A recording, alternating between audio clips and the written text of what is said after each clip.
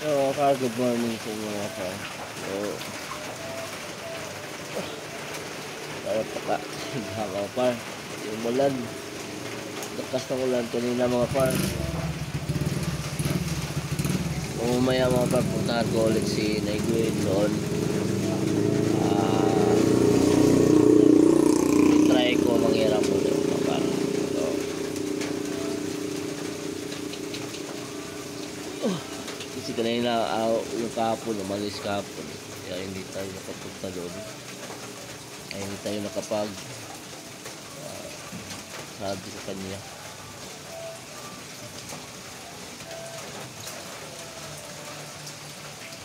Tapos naman dito mga par.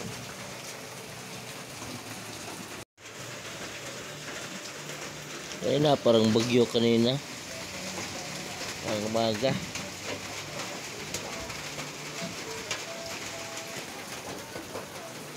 Mga par. Oh, good morning mga par. Medyo talagang pangit talaga mga par. Maulan na naman. So, balo ko sanang pumunta kanina lang umaga sa Maihunasan mga par para manguha ng dapo-dapaw. Kaso lang lumakas yung ulan. Kaya hindi tayo nakatuloy mga par. Kasi araw ng linggo ngayon. So walang isdang darating mga par. Ganito yung buwan. Ganito yung bunga ng araw natin mga par. Sobrang maulan. Umulan na naman mga par. Umulan na naman.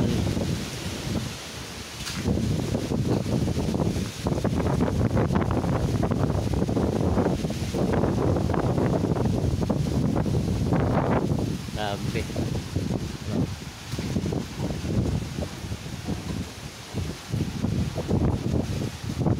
Wala masyadong maka pasyal-pasyal. Hindi tayo makalakad-lakad. Pupuntahan ko ngayon si Naiguin mga par. Tugan kung tanong kung may bakante ba siyang pera pa mga par para ipamasahe natin sa Manila. Bukan natin. So maya-maya na lang kasi umulan pa eh. So mga par, galing ako doon kay kanila Naiguin mga par. Hindi tayo nakapag hiram doon mga par kasi gawa ng yung asawa niya kailangan ding pa-check up mga par kasi may aniinda mga par. Kaya wala siyang extrang pera mga par. So need kasi din nila ng pera mga par kasi pa-check up sa asawa niya. Walang extrang budget. So sinabihan ako na kung may pera daw siya, bakit daw hindi ko siya papahiramin. Hindi ako papahiramin. So na timingan din na ganun. So okay lang. Sabi naman niya may mahihiraman daw, may iba pang mahihiraman. Kaso lang kailangan magpasama ko kay mama mga ba para makumbinsi yung magpapahiram mga par. Hindi kung ako lang mga par, kung pumunta doon ng mga par, baka hindi tayo papahiramin kasi hindi naman yan magtitiwala mga par pag ganun, lalo na pag malaki yung hihiramin mo. So susubukan ko si mama na magpatulong na puntahan namin yung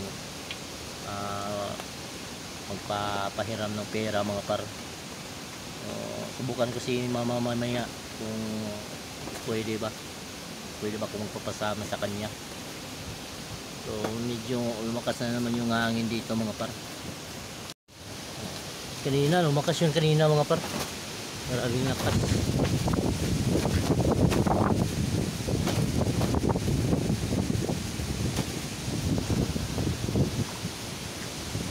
Pag ganitong buwan talaga mga par, ganito talaga. Hindi na talaga yan may buwan mga par, may iwasan. Ganitong buwan.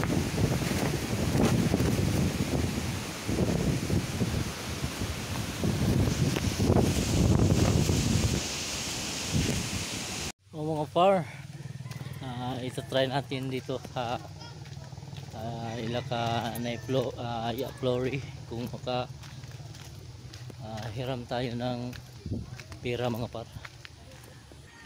Yung mga par, ito try natin doon kung makahiram tayo. So dito ako sa may kanal.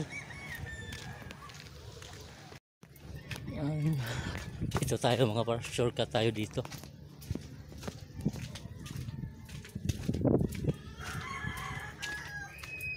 Ito makaagi diri.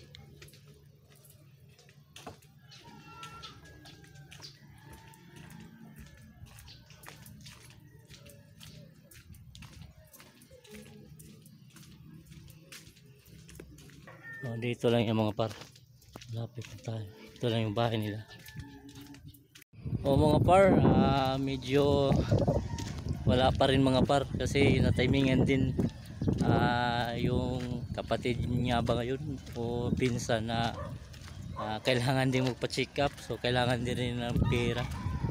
At saka sabi niya naningil siya sa mga nanghiram sa kanya kasi kailangan niya daw ng pera mga par. So may isa pang chance mga par, si dito din sa may Katunggan, si Ilakay Chiki yun. Kailangan ko rin may isang tatayo na tao mga par kasi hindi yun agad-agad makumbinsi, lalo na pag hindi tayo kilala. So yun na lang yung isang pag-asa mga par, yun na lang ang pag-asa natin. So yun, abang-abang na lang mga par, abang-abang. So hanggang dito na lang muna mga par. So bukas na ulit maghanap tayo ng tao na magtatayo sa atin mga par para makahiram tayo ng pera. So yun lang, bye bye.